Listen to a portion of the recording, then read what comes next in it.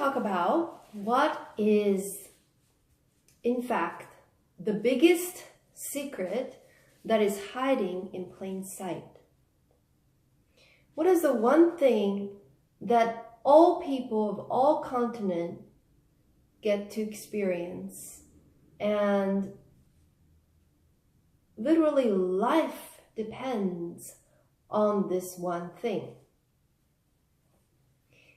And this is also the one thing that the Vatican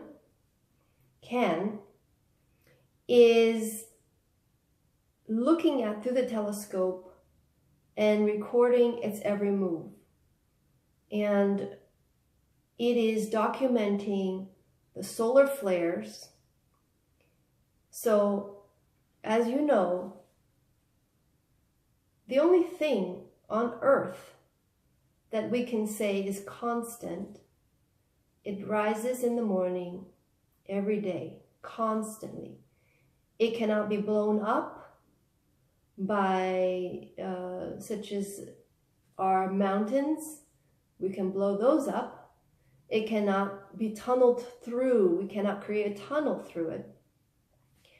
What is constant on Earth as the main life source is our sun. And I just also want to talk about the shape of our sun. So if we were to look at the beginning of shapes, this is a dot.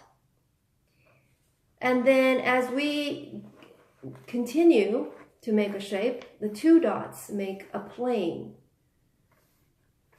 Then as we go into three dots, this makes a triangle, and that's the X, Y, X, and the Y, and the Z, and X being the latitude, longitude, and time makes the third dimension. Then we have four dots, and that creates the box shape. Continuing, we get the pentagon shape, and we have this shape, which is the honeycomb shape, and it is a sacred shape.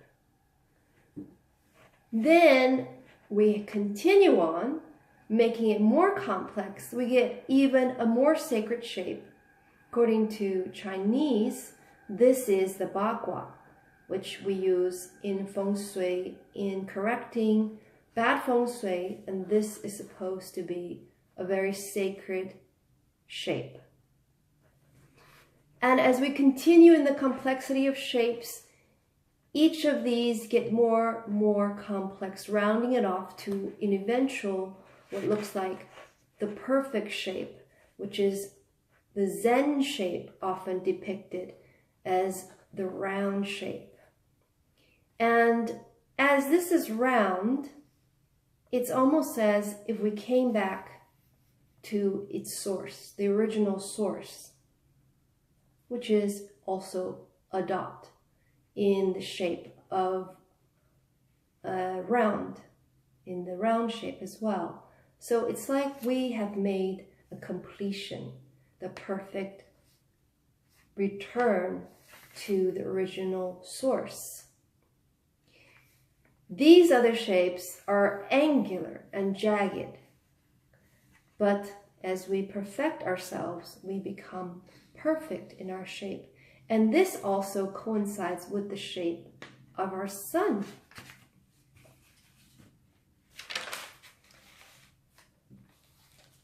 So let's talk about solar gazing.